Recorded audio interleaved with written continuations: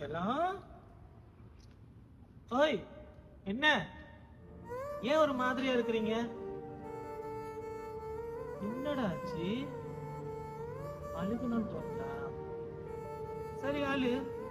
இப்படி எல்லாத்துக்குமே நீ அழுதனா அந்த அழுகைக்கு ஒரு விலையே இருக்காது.